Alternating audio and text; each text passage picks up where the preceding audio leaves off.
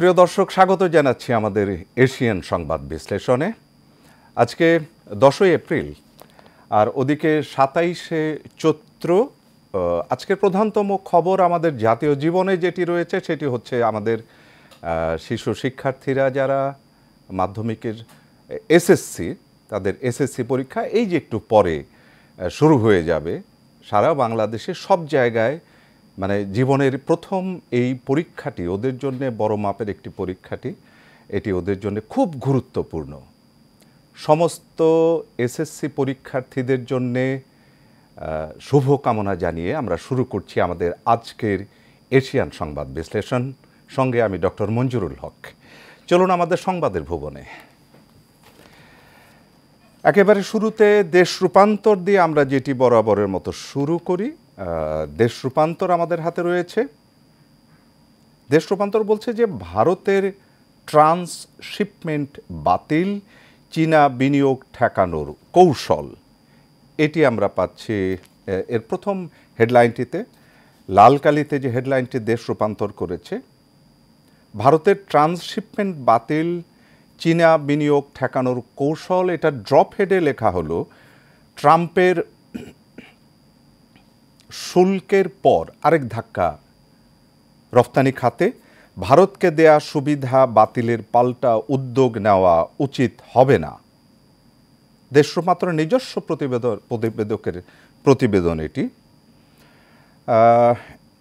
এই লিড নিউজে যেটি বলা হলো সেটি হলো যে স্থলবন্দরের মাধ্যমে ভারতের ভূমি ব্যবহার করে তৃতীয় দেশে বাংলাদেশের পণ্য রফতানির ট্রান্সশিপমেন্ট সুবিধা বাতিল করেছে ভারত। এতে কি হবে?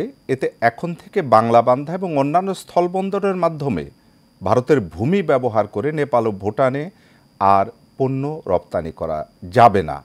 ভারতের এই সিদ্ধান্তটিকে একটি রাজনৈতিক উদ্যোগ হিসাবে দেখছেন বিশ্লেষকরা।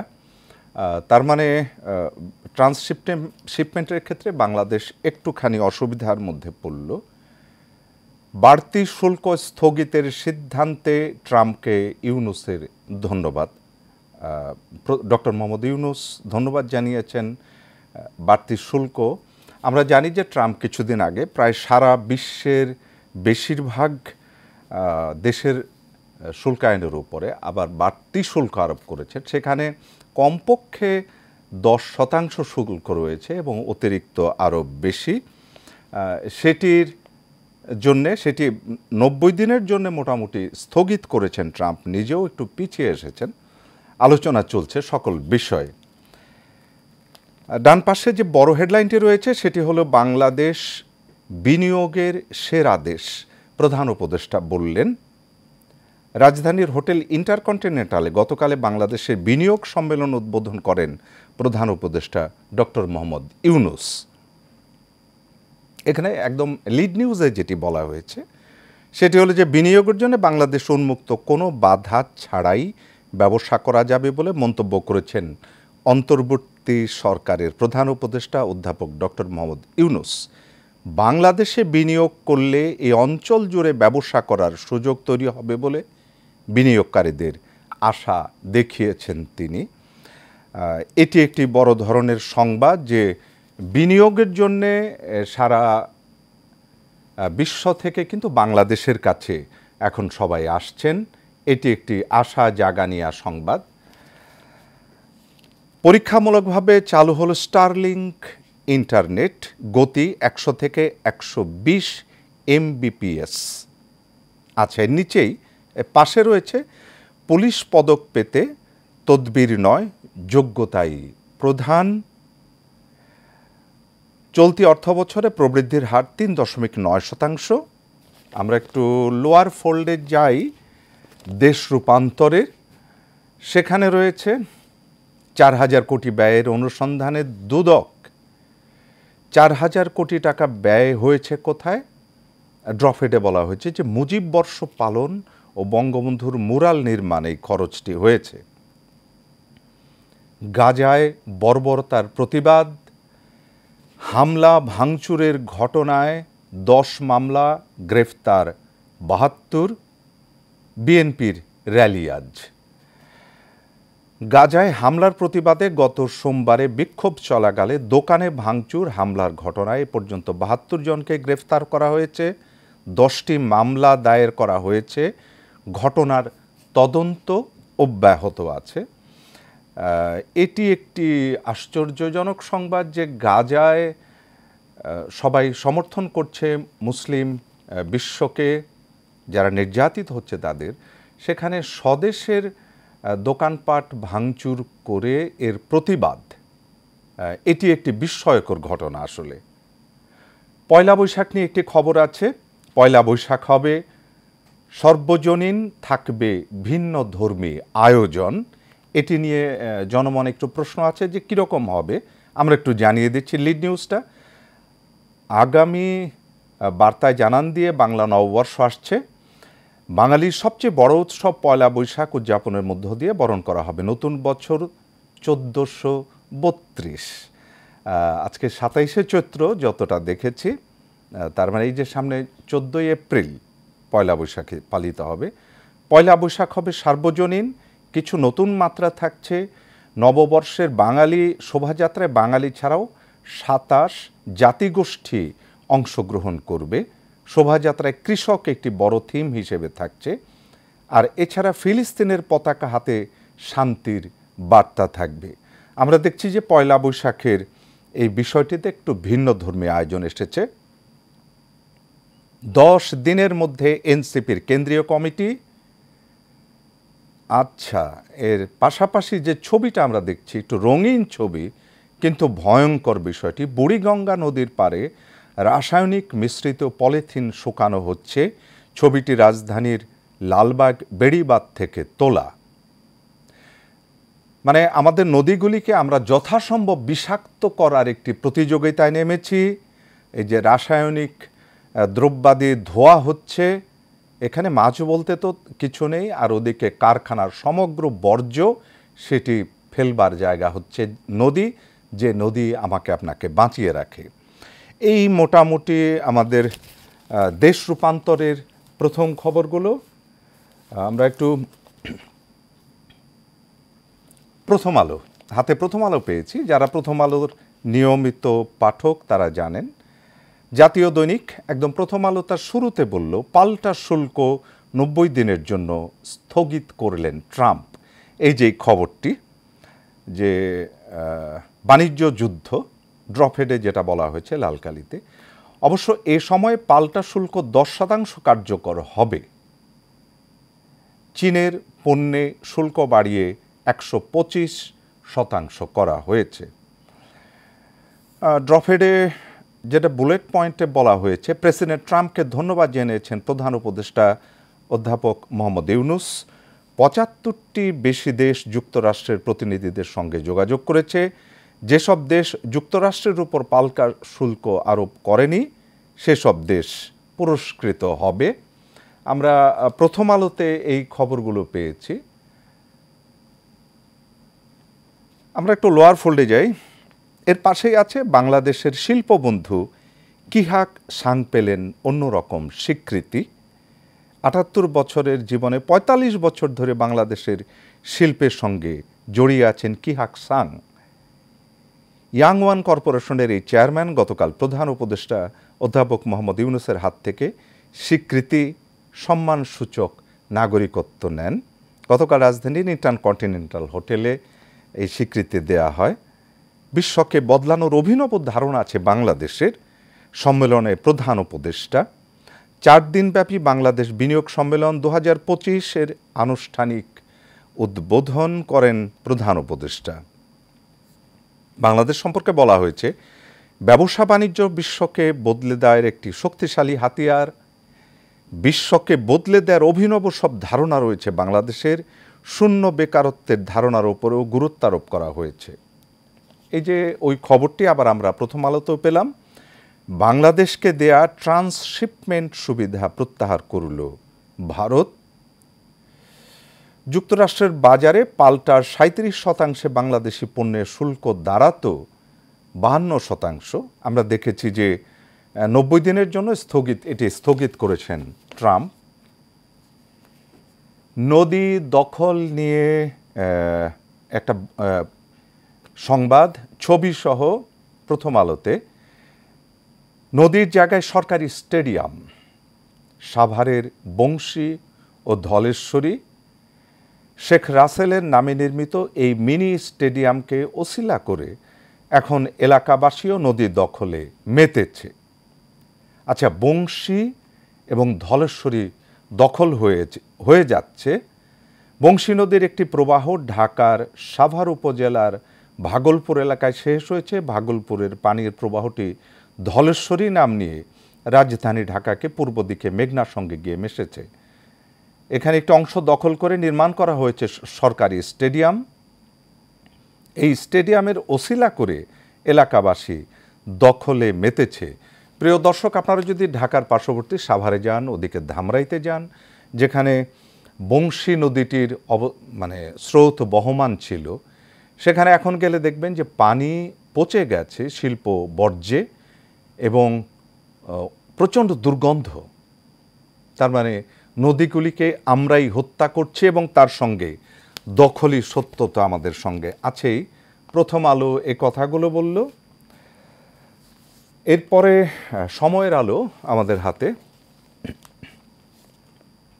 আসুন একটু সময়ের আলোর দিকে তাকাই। সময়ের আলো একেবারে হেডলাইনে লাল কালিতে যেটি বলল, বড় হেডলাইনে, বোঝা চাপালো ভারতও।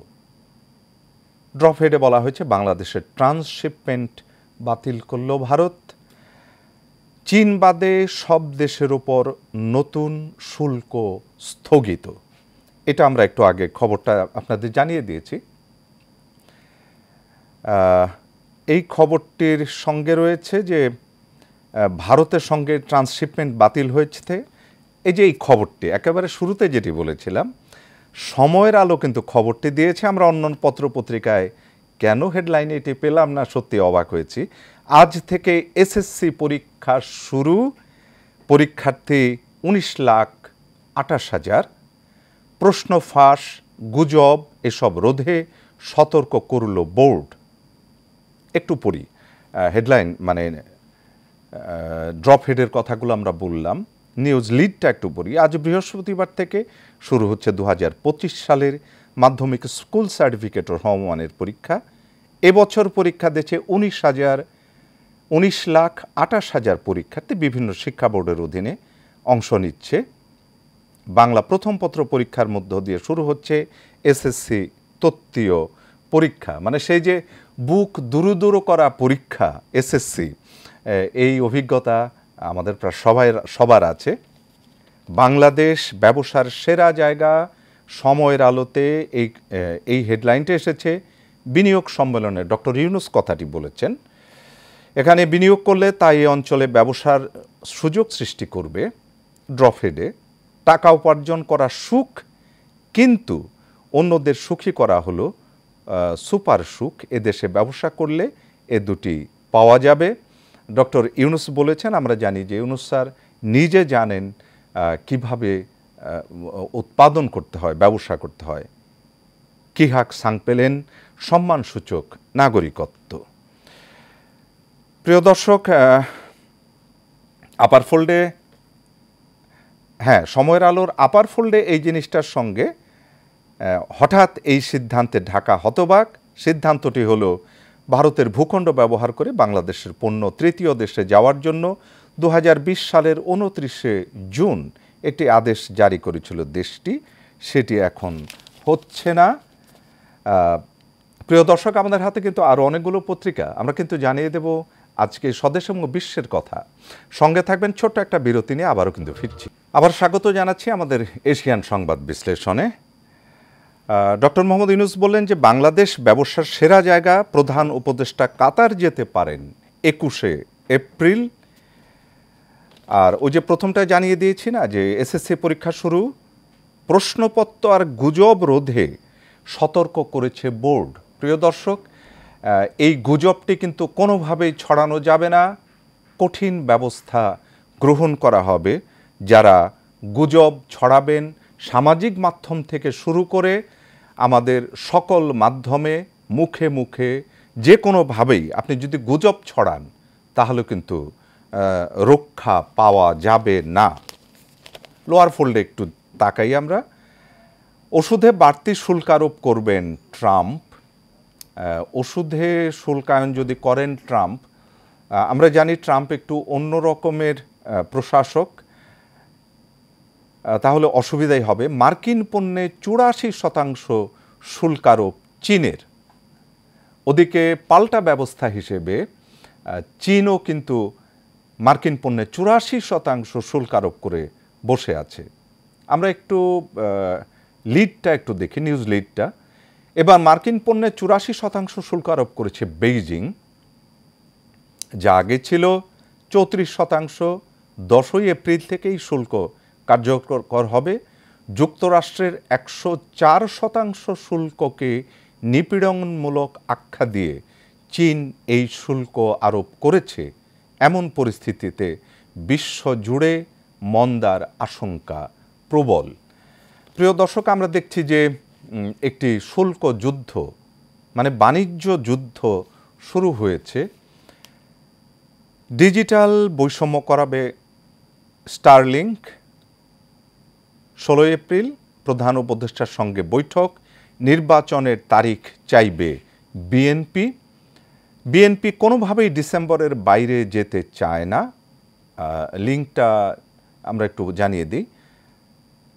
চলতি বছরের মধ্যে তারা জাতীয় নির্বাচন চায়। দলের এমন অনড় অবস্থানের কথা অন্তর্বর্তী সরকারের প্রধান উপদেষ্টা ডক্টর মোহাম্মদ ইউনূসকে সরাসরি তার সামনে তুলে ধরবেন নেতারা।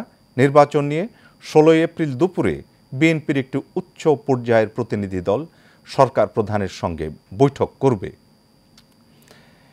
এটি আমরা পেয়েছি। সক্ষমতায় ঘাটতিতে দাম কমে না দেশে, বিশ্ববাজারে কমছে জ্বালানি তেলের দাম।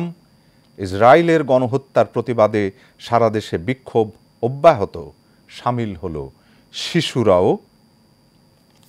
ঠিক এর পাশেই আমরা ইসরায়েলের যে হত্যাযোগ্য শিশুদের অবস্থান, তার একটি ছবি দেখছি আমরা সময়ের আলোর লোয়ার ফোল্ডে। বাংলাদেশ প্রতিদিন আমাদের হাতে। আসুন প্রতিদিনের দিকে একটু তাকাই। বাংলাদেশ প্রতিদিন তার প্রথম লাল কালির হেডলাইনে বলল যে ট্রাম্পের হঠাৎ ইউটার্ন, সব দেশের উপর পাল্টা শুল্ক 3 মাসে স্থগিত, শুধু চীনের জন্যে বাড়িয়ে 125%। পাশে বলা হয়েছে বাংলাদেশে স্বস্তি। বিশ্ব বদলাতে বাংলাদেশে আসুন, বিনিয়োগ সম্মেলনে প্রধান উপদেষ্টা বললেন কথাটি।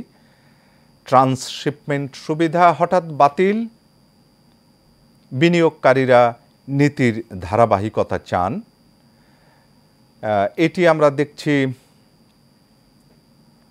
বাংলাদেশ প্রতিদিনের আপার ফোল্ডে।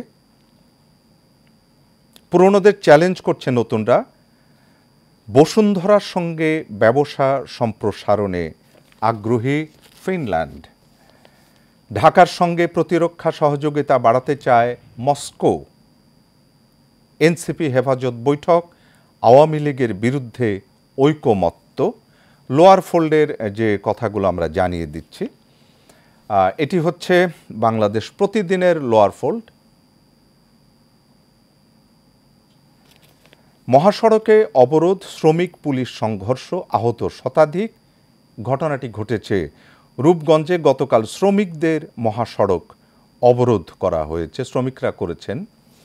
আর এদিকে সরকারের নামে ক্ষমতা প্রলম্বের সুযোগ নেই। জাতীয় পার্টির নাগরিক পার্টির যুগ্ম আহ্বায়ক সারওয়ার তুষার এই কথাটি বলেছেন যে সংস্কারের নামে ক্ষমতা প্রলম্বিত করার কোনো সুযোগ নেই। আমাদের এখন রাজনীতির পুরনো বন্দোবস্তের সঙ্গে ফাইট দিতে হচ্ছে। জনকণ্ঠের প্রধান যে শিরোনামগুলো, সেটা হচ্ছে এদেশে বিনিয়োগ করুন, বিশ্বকে বদলে দিন, আশার কথা। আন্তর্জাতিক উদ্যোক্তাদের উদ্দেশ্যে প্রধান উপদেষ্টার আহ্বান। চমৎকার আইডিয়া আছে বাংলাদেশের। ড্রপ হেডলাইন বলল, ব্যবসা করতে চাইলে দেশই উপযুক্ত, এদেশের মানুষের কাজ অন্যরা অনুসরণ করে। জনকণ্ঠ বলেছে এসএসসি ও সমমান পরীক্ষা আজ শুরু। আর ডান পাশে নেচে গেয়ে বর্ষবরণ উৎসবে পাহাড়িরা পাহাড়িদের কিন্তু চমৎকার বর্ষবরণ হয়, বৈশাখী হয়, বিজু হয়, সেখানে পানি খেলা হয়। প্রিয় দর্শক, তথ্যচিত্র নির্মাণ এবং রিপোর্টের জন্য ওদের পানি খেলাগুলো দেখেছি, অসাধারণ রোমান্টিক। চীন ছাড়া সব দেশের ওপর 90 দিনের শুল্ক স্থগিত করেছেন ট্রাম্প। বিনিয়োগ পরিবেশ উন্নত করতে সব রাজনৈতিক দল একমত। আশা নিরাশার দোলাচলে রোহিঙ্গা প্রত্যাবাসন ইস্যু। ড্রফেডে বলা হলো জাতিসংঘের মধ্যস্থতায় আরাকান আর্মির সঙ্গে বসবে বাংলাদেশ। এটি রয়ে গেছে। আর ইত্তেফাক আমাদের হাতে আজকের শেষ পত্রিকা। বাংলাদেশের জন্য ট্রান্সশিপমেন্ট সুবিধা বাতিল করেছে ভারত, প্রধান শিরোনাম করেছে এটি। পাশাপাশি হলো ব্যবসার জন্য বাংলাদেশের সেরা সুখ ও আনন্দ দুটিই পাবেন বিনিয়োগকারীদের উদ্দেশ্যে প্রধান উপদেষ্টা। 3 মাসের জন্য বাড়তি শুল্ক স্থগিত করলেন ট্রাম্প। আমরা একটু লোয়ার ফোল্ডে একেবারে নিচে যদি যাই, এবার বোরো উৎপাদনের লক্ষ্যমাত্রা নিয়ে শঙ্কা। ডেঙ্গুর প্রকোপ কিন্তু এবার বাড়তে পারে, এই খবরটি আবার এখানে আমরা পেলাম, আশঙ্কা বিশেষজ্ঞদের। সুতরাং ডেঙ্গু নিয়ে আমাদের সাবধান হবার সময় এখনই, না হলে ডেঙ্গু প্রতিরোধ করা মানে জীবন দিয়ে তা প্রতিরোধ করতে হয়। প্রিয় দর্শক, আমাদের যেতে হচ্ছে, হাতে যা ছিল মোটামুটি আমরা জানিয়ে দিয়েছি। তো আজকে এসএসসি পরীক্ষা, যারা পরীক্ষাতে বসছেন আমাদের প্রিয় পরীক্ষার্থীরা, শিক্ষার্থীরা, তাদের জন্য অনেক অনেক শুভকামনা রইল। আগামীকাল আবার দেখা হচ্ছে। শুভ সকাল। এশিয়ান সংবাদ বিশ্লেষণের সঙ্গে আপনারা থাকুন, আমরা আছি।